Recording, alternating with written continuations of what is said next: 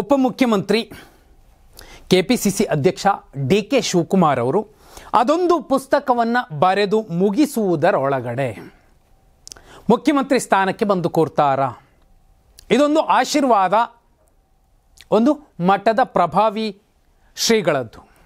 ಏನಾಯಿತು? ಸಿದ್ದರಾಮಯ್ಯ ಅವರು ಎಂದೂ ಕೂಡ ಕಾಲಿಡದಂತಹ ಜಾಗಗಳಿಗೆ ಡಿ ಕೆ ಶಿವಕುಮಾರ್ ಅವರು ಭೇಟಿ ಕೊಡುವ ಮೂಲಕ ಯಾವ ಸಂದೇಶವನ್ನು ರವಾನಿಸುತ್ತಿದ್ದಾರೆ? ಕನಕ ಗೋಪುರ ವಿವಾದದ ಬಳಿಕ ಆ ಕಡೆ ರಾಜಕಾರಣಿಯಾಗಿ ಅಥವಾ ಶಾಸಕರಾಗಿ ನಾಯಕರಾಗಿ ಸಿದ್ದರಾಮಯ್ಯ ಅವರು ಆ ಕಡೆ ಕಾಲಿಟ್ಟಿರಲಿಲ್ಲ. ಅಂತಹ ಕಡೆ ಕೂಡ ಈಗ ಡಿ ಕೆ ಶಿವಕುಮಾರ್ ಅವರು ಹೋಗಿ ಬರೋ ಮೂಲಕ ಯಾವ ಸಂದೇಶ ರವಾನಿಸ್ತಿದ್ದಾರೆ? ಕಾರಣ ಇಷ್ಟೇ, ಉಡುಪಿಯ ಪುತ್ತಿಗೆ ಮಠದಲ್ಲಿ 64ನೇ ಜನ್ಮ ನಕ್ಷತ್ರೋತ್ಸವ ಕಾರ್ಯಕ್ರಮದಲ್ಲಿ ಡಿ ಕೆ ಶಿವಕುಮಾರ್ ಅವರು ಭೇಟಿ ಕೊಟ್ಟಿದ್ದರು. ಈ ಸಂದರ್ಭ ಸ್ವಾಮೀಜಿಗಳು ಸುಗುಣೇಂದ್ರ ತೀರ್ಥ ಸ್ವಾಮೀಜಿ ಡಿ ಕೆ ಶಿವಕುಮಾರ್ ಅವರ ವಿಚಾರವಾಗಿ ಒಂದು ಸೂಕ್ಷ್ಮವಾಗಿ ಹೇಳಿದ್ದು ಏನು? ಡಿ ಕೆ ಶಿವಕುಮಾರ್ ಅವರು ಓಪನ್ ಆಗಿ ಭಗವದ್ಗೀತೆ ಪಠಿಸುವ ಏಕೈಕ ರಾಜಕಾರಣಿ ಸುಗುಣೇಂದ್ರ ತೀರ್ಥರು ಹೇಳಿದ್ದು.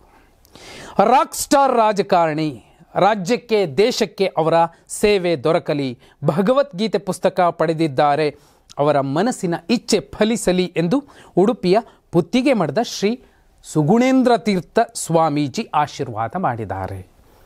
ಇದಕ್ಕಿಂತಲೂ ಮುಖ್ಯವಾಗಿ ಏನಂದರೆ, ಮಠದ ಕೋಟಿ ಗೀತಾ ಲೇಖನ ಪುಸ್ತಕವನ್ನು ತಗೊಂಡಿದ್ದಾರೆ ಡಿ ಕೆ ಶಿವಕುಮಾರ್ ಅವರು. ಅದನ್ನು ಬರೆದು ಮುಗಿಸೋದ್ರೊಳಗಡೆ ಅವರಿಗೆ ಒಂದು ಗುಡ್ ನ್ಯೂಸ್, ಅವರ ಮನಸ್ಸಿನ ಇಚ್ಛೆ ಫಲಿಸುತ್ತೆ.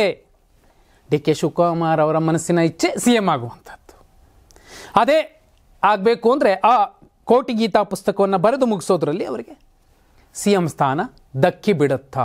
ಎಲ್ಲಿ ಈ ಮಾತನ್ನು ಹೇಳ್ತಾರೆ ನೋಡಿ. ಇನ್ನೂ ಒಂದು ಡಿ ಕೆ ಶಿವಕುಮಾರ್ ಅವರು ಹೇಳಿರುವಂಥದ್ದು, ಶ್ರೀಕೃಷ್ಣನ ಜಾಗಕ್ಕೆ ನಾನು ಬಂದಿದ್ದೀನಿ, ಆತ ನನ್ನ ಬಾಯಿಂದ ತಪ್ಪು ಆಡಿಸದಂತೆ ನೋಡಿಕೊಳ್ಳಲಿ ಅನ್ನೋ ಮೂಲಕ ಒಂದು ಸಂದೇಶ ಕೊಟ್ಟಿದ್ದಾರೆ.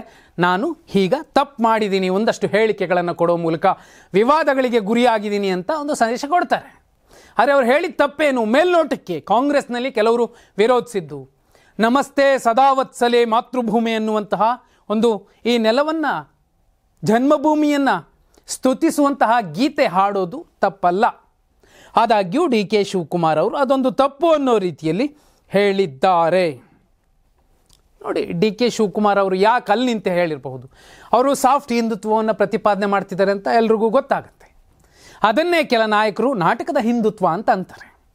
ಯಾಕಂದರೆ ನಾನೊಬ್ಬ ಹಿಂದೂ ಆಗಿ ಒಳಗೊಂದು ಹೊರಗೊಂದು ಏನಕ್ಕೆ ಮಾಡಬೇಕು? ಹಿಂದೂನೇ. ಯಾರನ್ನೋ ಮೆಚ್ಚಿಸ್ಲಿಕ್ಕೆ ಮತ್ತಾರನ್ನೋ ಸೆಳೀಲಿಕ್ಕೆ ಯಾಕೆ ಮಾಡಬೇಕು? ಒಬ್ಬ ಹಿಂದೂವಾಗಿ ನನ್ನೊಳಗೆ ಹಿಂದುತ್ವ ಇರುತ್ತೆ, ನಾನು ಪಾಲಿಸೋದೇ ಅದೇ ಧರ್ಮ ಅನ್ನೋದಾದರೆ ಅದರಲ್ಲಿ ಸಾಫ್ಟು ಹಾರ್ಡು ಮಣ್ಣು ಮಸಿ ಇರೋದಿಲ್ಲ, ಎಲ್ಲ ಒಂದೇ ಇರುತ್ತೆ. ಹಿಂದುತ್ವ ಅಷ್ಟೇ. ಕೆಲವರು ಹೇಳ್ಕೋತಾರೆ, ಕೆಲವರು ಹೇಳ್ಕೊಳ್ಳೋದಿಲ್ಲ.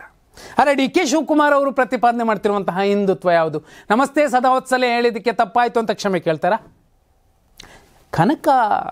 ಕನಕಾಸ್ತ್ರ ಇಲ್ಲಿ ಯಾಕೆ ಬರುತ್ತೆ ಅಂದರೆ, ಸಿದ್ದರಾಮಯ್ಯ ಅವರ ಪ್ರಕರಣ ನೋಡಿ. ಈ ಉಡುಪಿ ಮಠಗಳ ವಿಚಾರಕ್ಕೆ ಕನಕ ಗೋಪುರ ವಿವಾದ ಆದಾಗಿನಿಂದ ಇಲ್ಲಿ ತನಕ ಈ ರಾಜ್ಯದಲ್ಲಿ ಯಾವೊಬ್ಬ ಮುಖ್ಯಮಂತ್ರಿ ಕೂಡ ಆ ಥರ ಮಾಡಿಲ್ವೇನು? ಉಡುಪಿ ಮಠಗಳಿಗೆ ಎಲ್ಲರೂ ಹೋಗಿ ಬರ್ತಿದ್ರು, ಆದರೆ ಸಿದ್ದರಾಮಯ್ಯ ಅವರು ಹೋಗಿ ಬರಲಿಲ್ಲ. ಒಂದು ಸೈದ್ಧಾಂತಿಕ ವೈರುಧ್ಯ ಮೇಲ್ನೋಟಕ್ಕೆ ಕಾಣುತ್ತೆ. ಅಂತಹ ಜಾಗದಲ್ಲಿ, ಅಂತಹ ಪ್ರಭಾವಿ ಕ್ಷೇತ್ರಗಳಲ್ಲೂ ಕೂಡ ಡಿ ಕೆ ಶಿವಕುಮಾರ್ ಅವರು ಕಾಲಿಟ್ಟು, ನಾನು ಈ ಕ್ಷೇತ್ರದ ಭಕ್ತ. ಅಲ್ಲಿ ಸುಗುಣೇಂದ್ರ ತೀರ್ಥರು ಒಂದು ಮಾತನ್ನು ಹೇಳ್ತಾರೆ ತುಂಬ ಸೂಕ್ಷ್ಮವಾಗಿ. ಶ್ರೀ ಮಧ್ವಾಚಾರ್ಯರ ಭಾವಚಿತ್ರ ಇರುವ ಅಂಚೆ ಚೀಟಿ ಬಿಡುಗಡೆ ಆಗಿರುವಂತಹ ಸಂದರ್ಭದಲ್ಲಿ ಶ್ರೀ ಮಧ್ವಾಚಾರ್ಯರಿಗೆ ಬಂಡೆಕಲ್ಲು ಇಷ್ಟ, ಅವರ ಹನುಮನ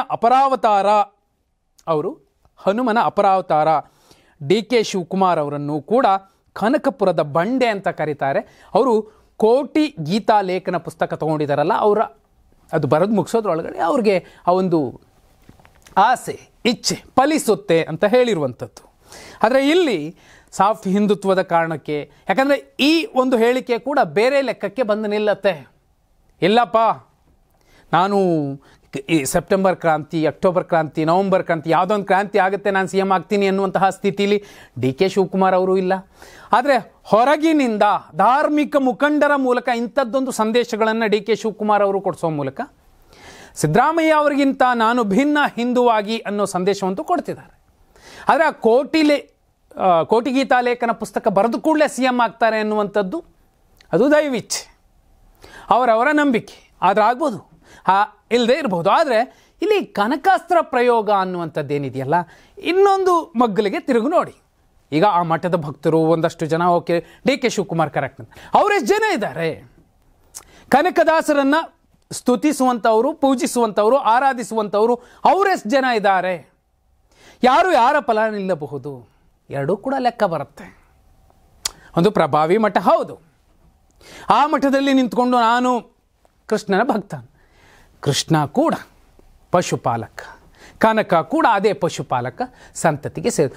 ಆದರೆ ಡಿ ಕೆ ಶಿವಕುಮಾರ್ ಅವರ ಪ್ರತಿಪಾದನೆ ಅಥವಾ ಸಂದೇಶ ಏನಿರಬಹುದು?